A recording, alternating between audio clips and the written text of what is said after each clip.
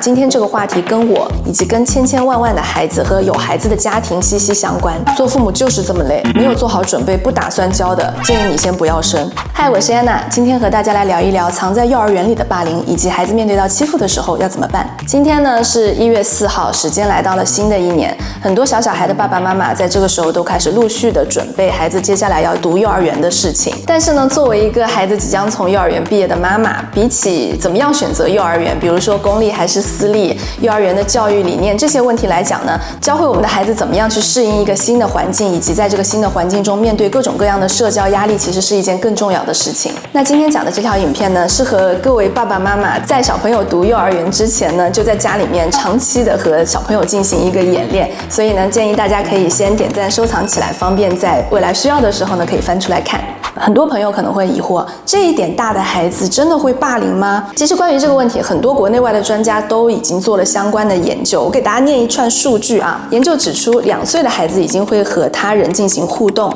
，2岁半的孩子已经会利用身体优势来吓唬比自己小的孩子，3到4岁就是就读幼儿园的时候呢，就开始对团体生活感兴趣，希望有同伴，也希望得到同侪的认同和支持。而4岁左右，孩子之间就会进行测试，找出缺乏承受力的孩子，他们之间呢会结成一个松散的联盟，取笑甚至欺负弱小的孩子。其实从上面这一段研究里面，我们不难看出，这个就是霸凌的雏形。而长期忍受这些不当行为，也会让孩子的心灵受到创伤，等同于被霸凌。我们常常听到一个说法，小孩子之间打打闹闹正常啦。也有可能因为孩子的表达能力有限，父母没有意识到事情的严重性，直到亲眼看到被霸凌的过程，或者通过其他的途径知道了被霸凌的细节，才后悔莫及。现实生活中呢，我们看到讨论校园霸凌的时候，也大多数都是以学龄的孩子或者青少年为讨论对象，而且通常都是已经造成严重后果的霸凌事件，所以藏在幼儿园里的霸凌问题呢，就更容易被忽视。孩子在进入幼儿园之前呢，通常除了亲朋好友之外，其实是没有很多的固定的朋友的。那对朋友这个概念呢，也是相对比较模糊的。我有个朋友，他小孩读的幼儿园班上就出现了一个霸凌欺负的事件。他们班上个子最高的一个小朋友，在音乐会排练的时候呢，持续打他隔壁的班上最矮的个子的小朋友的脸，时间持续了大概有好几分钟。平时呢，他们之间也有欺负的状况，结果呢，班上的小朋友却说他们2个是好朋友。这个大概是所有霸凌状况里面最防不胜防的一种。如果有持续在关注霸凌这个话题的朋友，应该不难从社会新闻里面发现，即便在长大求学的过程中，甚至步入职场、组建家庭，来自好朋友甚至亲密关系的霸凌也是一个常见而且令人心痛的状况。所以作为家长，在孩子刚刚开始有社交意识的时候，就告诉他们什么是真正的朋友有多重要。比如好朋友不需要你讨好，不会嫉妒你，不会嘲笑你，不会怂恿你做危险的事情。我们也可以透过跟孩子一起读绘本，或者通过现实的举例来告诉孩子什么是真正的朋友，以及怎么样才可以交到真正的朋友。在一个群体里面，有朋友的孩子比起没有朋友的孩子更加不容易受到欺负。在这里也和大家分享一个可以教导孩子很简单的一个社交破冰小技巧，5S。第一个 stand 站起来，第2个 smile 微笑，第3个 say 说我自己的名字叫什么，第4个 shake 握手，第5个再 say 很高兴见到你，很高兴认识你。是不是很简单？在家里面多和小朋友模拟几次，他应该就会成为他们班上的社牛。然后呢，在平时的玩耍的过程中，就有意识的引导孩子什么是故意，什么是不小心，也是一件非常重要的事情。比如在走路的时候被人撞了一下，那可能是不小心，但如果那个人一直撞你，那就是故意。又或者在玩丢球游戏的时候丢到了你的头，那可能是不小心，但如果有一个人一直拿球丢你的头，那就是故意。3、4岁的小孩在玩耍的时候，彼此之间发生矛盾，其实真的是蛮常见的。那这个状况下，有些时候也一样会发生打人的行为。关于探究这部分的行为心理，我们未来有机会再拍影片和大家来分享。那今天的影片呢，主要是聊的是故意恶意的状况下发生的霸凌行为的面对方式。这部分呢，也要我们爸爸妈妈陪着孩子去仔细的分辨，正确引导。我在看很多霸凌事件的采访的时候，发现很多的霸凌者会在采访中提到，不知道自己的霸凌行为会让被霸凌者感到不开心、不舒服。不论这是不是一种诡辩，在现实生活中，胆小不敢说不的孩子确实更容易受到欺负。在不舒服的时候要勇敢说不，不论是别人碰你的身体，还是比如说老师给你的解决方式你不满意，从小就要学会捍卫自己的权利。前一阵子我儿子在幼儿园被打，刚好那天我就在幼儿园偷看了整一个事情的全过程。当时呢，他们班上有一个孩子打他，我儿子就跟他讲说你不可以打我，但是呢那个同学就没有停下来，还是一直不停的在打他。我儿子呢就快点跑去找老师，跟老师说某某同学打我，打我的哪里？那老师肯定就会过来处理跟协调嘛。老师的处理方式呢，就是让打他的那个同学跟他道歉。同学呢也当场跟他道歉了。老师就问我儿子说，那这个同学的道歉你接受吗？我儿子想了一想就说我不接受。老师明显也是愣了一下，因为大部分的小朋友可能在这个时候就说我接受了，但是我儿子就说他不接受。所以老师就问他说，那这个小朋友要怎么做你才能接受他的道歉呢？我儿子想了一想就说他希望这个小朋友可以道歉10次。老师就开始协调说道歉3次行不行？我儿子就最后答应了，道歉3次，所以这个事情就这么结束了。当然了，我儿子和同学之间的这个打闹，它不属于霸凌的状况，但是不论任何的情况下，及时亮出自己的底线，都是保护自己，不让自己陷在委屈情绪里面的一个很好的方式。我也常常告诉我的小孩，如果在幼儿园里遇到你自己没有办法解决的状况的时候，比如说对方比你个子大很多，力气比你大很多，在你已经明确表达说不要碰我，不要打我的状况下，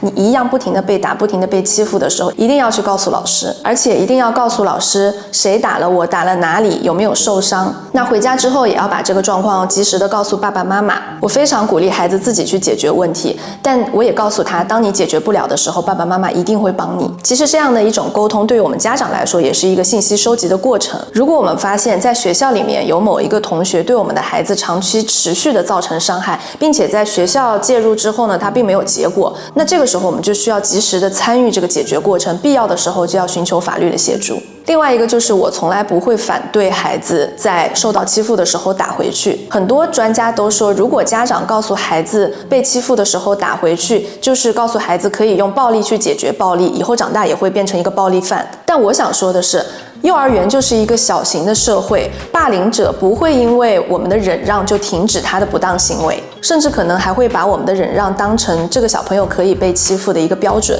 目前台湾幼儿园的法定师生比是1:15，会逐渐调降到1:12。哪怕是1:12好了，一个老师管12个小朋友，很多时候真的不是不想管，是管不过来。说实话，我们自己的小朋友如果在学校里面被欺负了、被霸凌了，你跟老师说，老师能怎么办呢？顶多也就是让这个小朋友来跟我们的孩子道歉嘛。再严重一点的，就是跟对方的家长反映一下。但下一次就能保证这样的状况不发生吗？最终解决问题还是要靠我们孩子自己变得更强大，掌握社交技巧。所以我告诉我的孩子，如果有小朋友打你，第一次你可以忍让，但是你要告诉对方不可以打我。如果再有下一次，打回去可以让你更舒服不委屈的话，你当场就要打回去，但是不可以当场没有打回去，过了几天自己不爽了又冲去打别人啊，这样就是你的不对了。不过他好像几乎不怎么打回去，有可能他就是告状沟通派吧。我儿子幼儿园的老师呢有一个理念我非常的认同，就是不要让别人碰你的身体，你也不要没事去碰别人的身体，用对话来代替肢体。因为有时候啊，小孩你拍我，我拍你，真的比较没轻没重，就会衍生一些不必要的麻烦。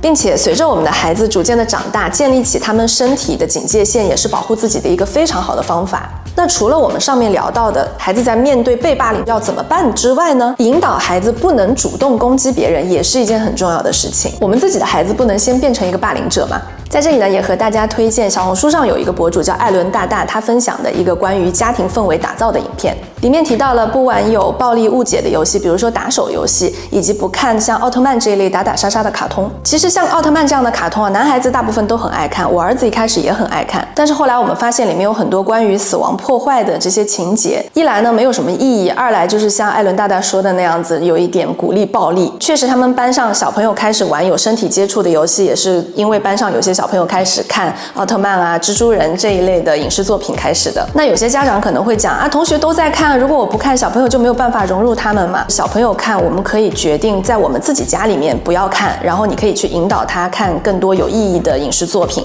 比如我儿子最近就很爱看一部卡通叫《小爱因斯坦》，是一部关于古典乐的一个卡通，我觉得非常棒，在这里顺便推荐大家。他现在呢还是一样很喜欢奥特曼，但是更多的就是把奥特曼当成他心里的英雄，心里的光。我们一样会买一些手办给他玩，不过呢，就是这个卡通我们现在就已经不看了。包括我儿子很小的时候，我们家来了客人，然后有一个比较大的孩子呢，就开了 PlayStation， 打开了那个 GTA 的游戏，也就大概几分钟吧，我儿子看到了。结果隔天我们在高速上开车的时候，我儿子就跟爸爸讲说：“爸爸冲！”因为就是在昨天看到的游戏里面是可以不遵守交通规则的，甚至可以撞警察、杀警察。所以从那天以后，我们家的 PlayStation 就尘封了，再也没有拿出来过。包括现在，其实很多的家长都会让孩子自己用手机滑那个短影音，有些行为其实对于孩子来讲是蛮迷惑的，他们就不知道那为什么，可是一样会去模仿。要想孩子不成为欺负别人的人，家长的引导比什么都重要。我一直有一个理念啊，学校的主要的工作是传达知识，孩子主要的道德标准、道德行为规范一定是通过我们的家庭去建立的。孩子霸凌别人，家长一定不是无辜的。那假如小孩已经出现打人的状况，要怎么办？前面有提到，小孩出现打人状况的行为心理其实是有非常多复杂的原因的。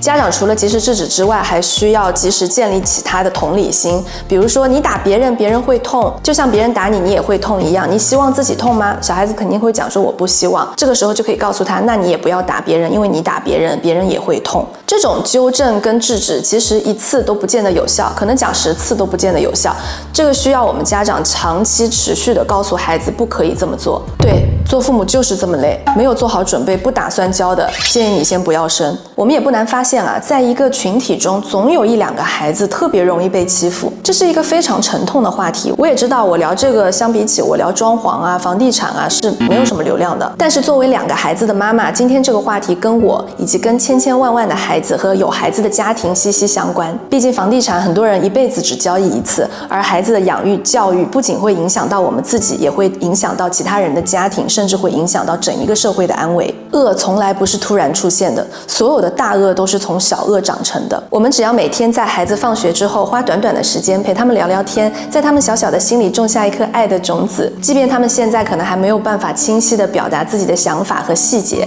但他们会知道爸爸妈妈是他们坚强的后盾，而这个也将是他们一生的养分。希望今天的影片能给孩子即将进入幼儿园的家长朋友们带去一些帮助。如果你喜欢我的影片，记得点赞分享，也欢迎关注我的频道。我是安娜，我们下周4再见，拜拜。